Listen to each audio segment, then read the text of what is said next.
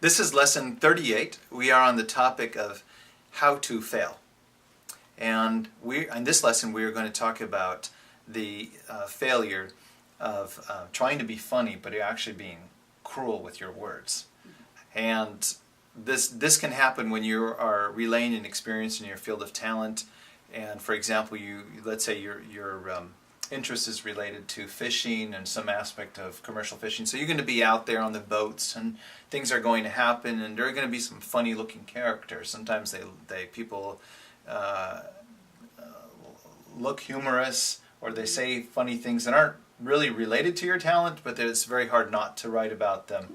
And maybe so you're insulting a certain stereotype or even a person's race or something because you think that's going to bring some humor to your blog post. Well, yes, exactly. So the rule of thumb here is do not write about something funny about someone else that's going to highlight their weakness. So if they have a speech impairment where they're stuttering, or somebody is overweight, or they look silly in the way they dress, don't talk about it. You don't have to lie and say that they're more than what they are, but you don't want to highlight their weakness. Because I do want to remind you that because you're blogging about your talent, you're blogging about something that you are very close to. This isn't fiction. You're talking about people that either you interacted with or that you hope to interact with. And it's public, so and even public. maybe some of the people that you follow, you want to talk about them. Maybe it's a video that you watched of someone showing you how to do something and you decide that you're going to kind of make fun of the fact that they have a big nose, for example, and it gets in the way of their cooking if they're a chef or something. You can't quite go there because, first of all, it's just not nice, but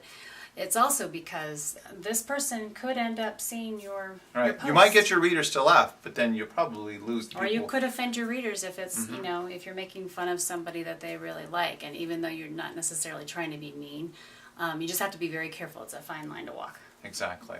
So and my rule of thumb is that if you had that particular weakness, would you tolerate that kind of humor at your expense? If the answer is no, just don't do it. So what I'd like you to do here is, instead of talking about negative things, which I warned you about in this lesson, as the exercise I want you to think about something positive and to have a little bit of a less intellectual spin or less descriptive spin of your talent. I want you to write a poem. And some of you are going to really relish this and will whip it out.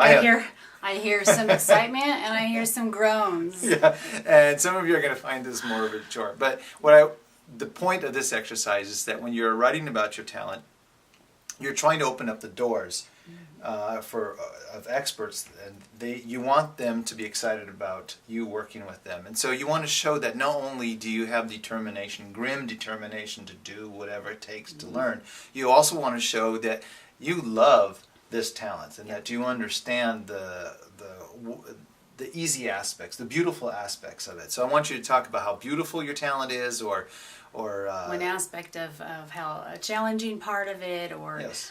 Something that is just fun, makes it unique. You can even write about a tool from the tool's point of view. It could be something interesting and fun to write about. And this can come in handy again later. Let's say that you've built your blog and you have a lot of readers and you turn that into sending out even newsletters. One of our sons is now doing weekly newsletters.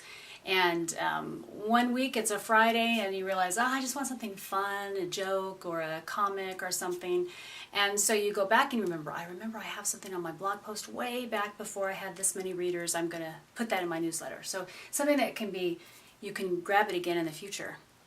I like How that. about comics? If they're artists, can they draw? Yeah, absolutely. That's How a about great that? idea. If you want to draw something and put that, just kind of shake things up a little bit. So in this post, you want to emphasize the beautiful part of your talent. And it could be a sound, a video, a picture, but you want to show others that you are truly immersing yourself in this world, and it's not just work for you, but it's also some pleasure. All right, until the next lesson, happy talent journey. Happy talent journey.